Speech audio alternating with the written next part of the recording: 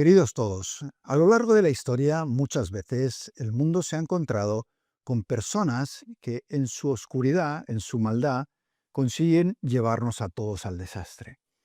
En estos días tenemos una de esas personas que para mí es Benjamín Netanyahu.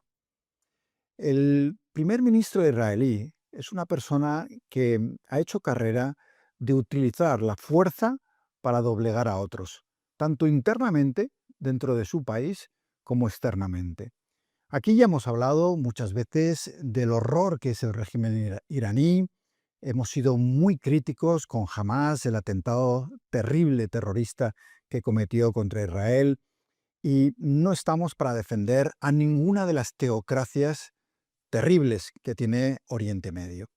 Pero eso no quita que en esa región también haya un elemento desestabilizador que está provocando guerra, destrucción, tensión.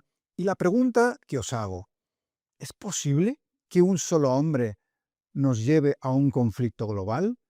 En el caso de Benjamín Netanyahu, desgraciadamente tenemos que decir que esa es una posibilidad. En los últimos meses, el líder israelí ha bombardeado 7 países, incluido Siria, el Líbano. Por supuesto, todos fuimos testigos del horror de Gaza. Y ahora se encuentra enfrascado en un nuevo conflicto, en este caso en Irán.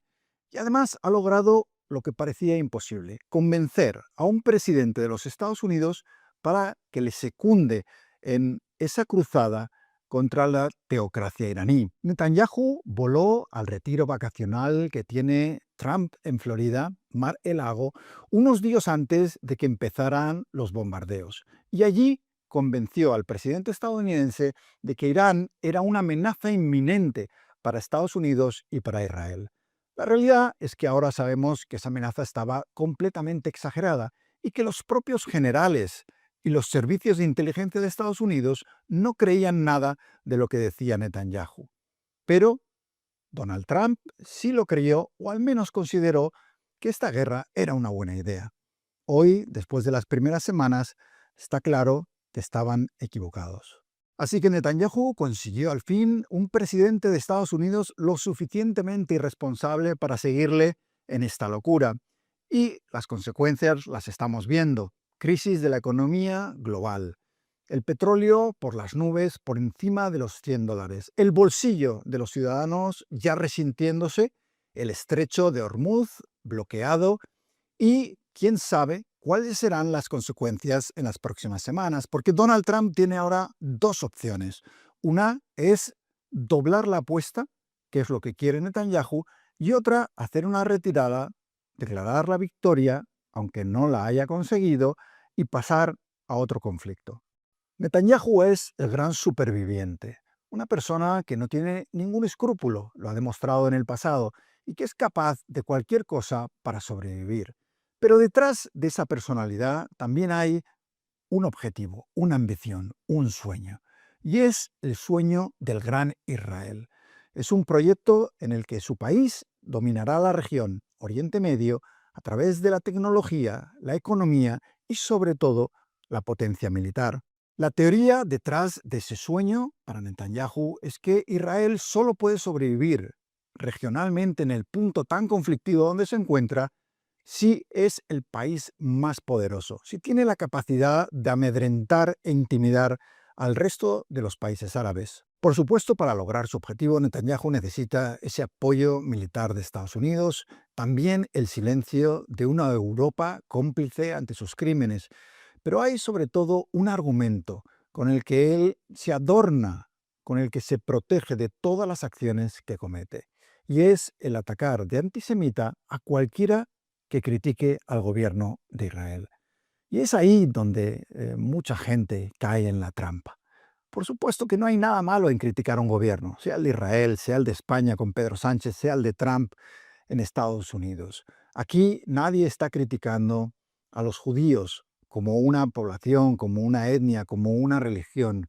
Yo jamás lo he hecho y jamás lo haría. No creo, ni he creído nunca que haya diferencias o que haya personas que sean más malas o menos malas o que merezcan un mayor castigo o menor porque tengan una religión u otra, una raza u otra, porque vengan de un país u otro.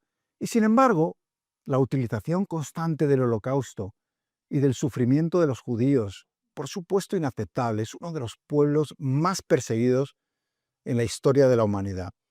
Lo que no se puede permitir es que el horror que los judíos sufrieron en el holocausto permita ahora que un gobierno como el de Netanyahu someta a otros pueblos a sufrimientos, si no tan grandes, porque es casi imbatible lo que hicieron los nazis, sí sufrimientos y crueldades y crímenes de guerra.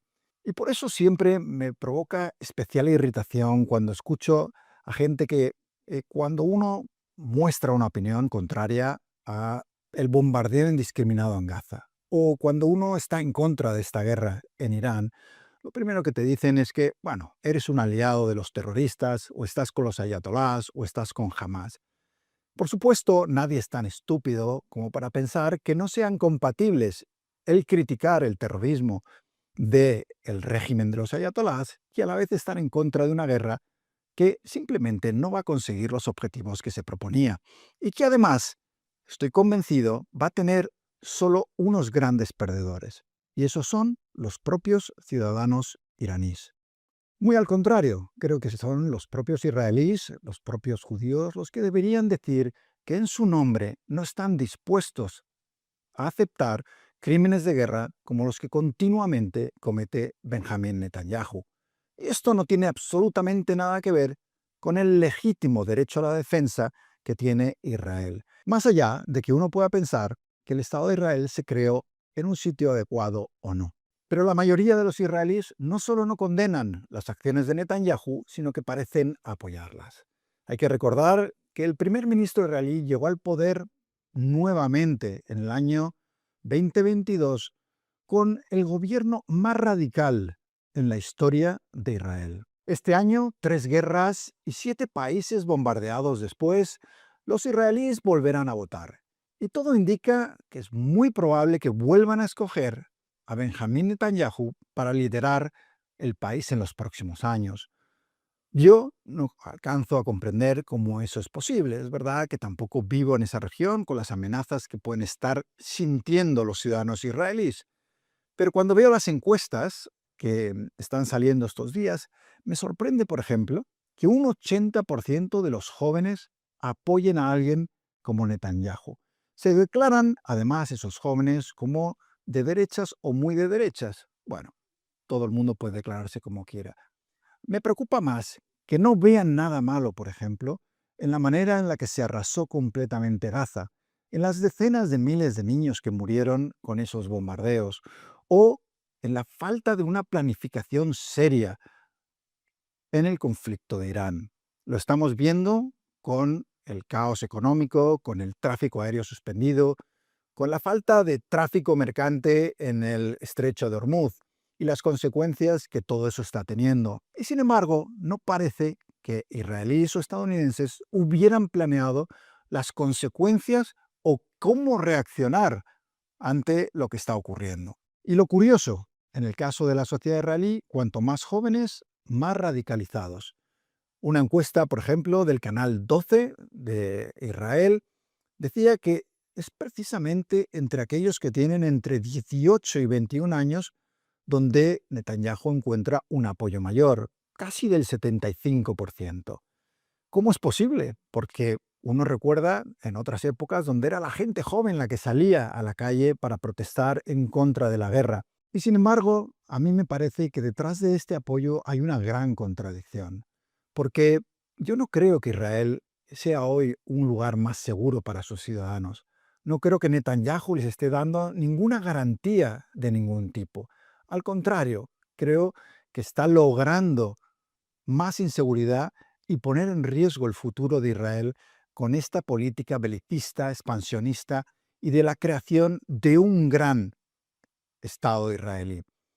Por supuesto, ese gran Estado israelí no podría ser posible si no fuera a costa de la vida de otros o de tomar territorio que no te pertenece. Es lo que estamos viendo en Gaza, es lo que estamos viendo en Cisjordania. Un lugar, por cierto, Cisjordania, del que se habla poquísimo, y donde Netanyahu, con el apoyo de los colonos israelíes y del ejército, ha ido comiéndole terreno poco a poco a los palestinos. La idea, por supuesto, es engullirlo absolutamente todo para crear ese sueño sionista de Netanyahu.